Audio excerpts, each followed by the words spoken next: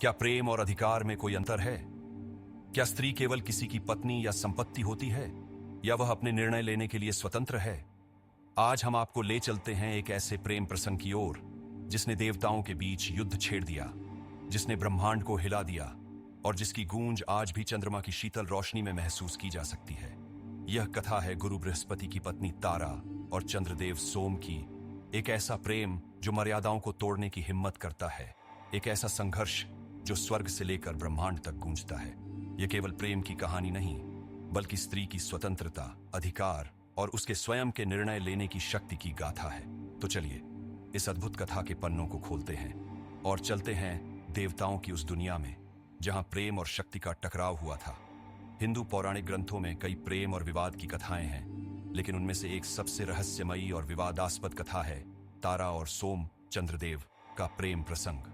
यह कथा केवल प्रेम और आकर्षण की नहीं, बल्कि शक्ति, स्वतंत्रता और ब्रह्मांडीय संतुलन की भी है। इस कथा का उल्लेख मुख्य रूप से ब्रह्मांड पुराण, महाभारत, वन पर्व और हरिवंश पुराण में मिलता है।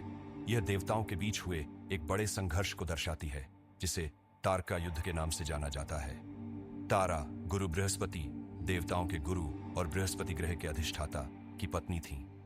तारा केवल अपनी सुंदरता के लिए नहीं जानी जाती थी, बल्कि उनकी बुद्धिमत्ता भी अनुपम थी। देवताओं और ऋषियों की सभा में जब तारा का नाम लिया जाता तो सभी की आंखों में विस्मय छलक उठता। बृहस्पति स्वयं एक तेजस्वी देव थे, लेकिन वे अत्यंत गंभीर और कठोर स्वभाव के माने जाते थे। तारा अपने पति से सम्मान तो पाती थी, लेकिन प्रेम और स्नेह के अभाव से उनके हृदय में एक रिक्तता थी। इसी बीच सोम चंद्रदेव, जो अपनी सौम्यता, आकर्षक व्यक्तित्व और शीतलता के लिए प्रसिद्ध थे, तारा के सौंदर्य और विद्वत्ता पर मोहित हो गए। सोम का निवास चंद्रलोक था, जहां प्रेम, कला और सौंदर्य की पूजा होती थी। चंद्रदेव को जब तारा के बारे में पता चला तो वे उनके प्रति आकर्षित हुए। उन्होंने तारा को अपने चंद्रलोक आने का निमंत्रण दिया, लेकिन तारा ने इसे अस्वीकार कर दिया। किंतु चंद्रदेव का आकर्षण प्रबल था। वे जानते थे कि तारा केवल एक पत्नी नहीं, बल्कि एक स्वतंत्र चेतना की प्रतीक है। चंद्रदेव ने तारा से कहा, हे देवी, आपकी सुंदरता और विद्या अमर है। क्या आप केवल धर्म और कर्तव्य के नाम पर अपनी इच्छाओं का त्याग करेंगी? तारा ने कहा, हे सोम, मैं अपने निर्णयों के लिए स्वतंत्र हूं, किंतु मैं किसी के अधीन नहीं। किंतु चंद्रदेव ने अपनी चमत्कारी शक्तियों से तारा को अपने प्रभाव में ले लिया और सोम तारा के प्रति इतने आकर्षित हुए कि उन्होंने उन्हें अपने साथ चंद्रलोक ले जाने का निश्चय किया। जब गुरु बृहस्पति को यह ज्ञात हुआ कि तारा को चंद्रदेव ने अपने साथ ले लिया है, तो वे क्रोधित हुए। उन्होंने देवताओं के राजा इंद्र और अन्य देवताओं से इस विषय में सहायता मांगी। यह अधर्म है। एक गुरु की पत्नी को हरण करना स्वर्गीय मर्यादा का उल्लंघन है। देवताओं ने सोम को चेतावनी दी कि वे तारा को वापस करें, किंतु सोम ने मना कर दिया। चंद्रदेव ने कहा, तारा मेरे साथ स्वेच्छा से आई है, यह हरण नहीं, प्रेम है। यह सुनकर देवताओं और सोम के बीच एक भीषण युद्ध छिड़ गया, जिसे तारका युद्ध कहा जाता है। इस युद्ध में देवता और असुर दोनों शामिल हुए।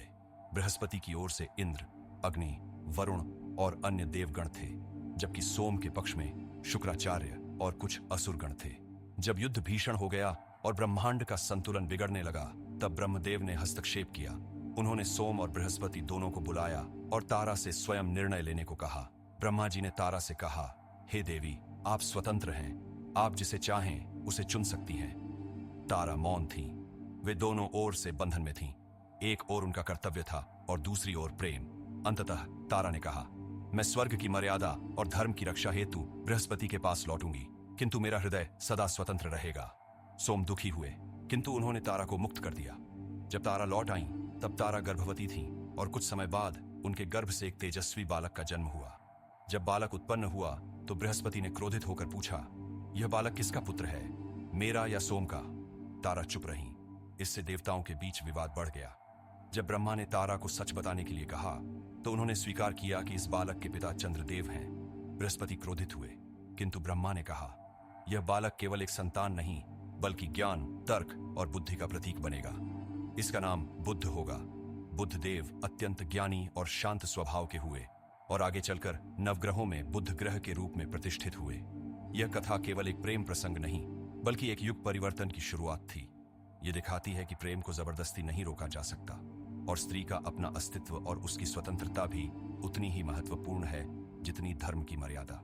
आज भी जब चंद्रमा अपनी पूर्ण कला में चमकता है, और बुध ग्रह आकाश में अपनी स्थिति बनाए रखता है, तब यह कथा हमें याद दिलाती है कि प्रेम, स्वतंत्रता और ज्ञान की शक्ति सदा अमर रहती है। क्या यह प्रेम था, विद्रोह था या नियति का खेल? इस प्रश्न का उत्तर समय के आकाश में अंकित है। अगर आपको यह कहानी पसंद आई तो वीडियो को लाइक करें, शेयर करें और डिवाइन डिजिटल मेटावर्स को सब्सक्राइब करें।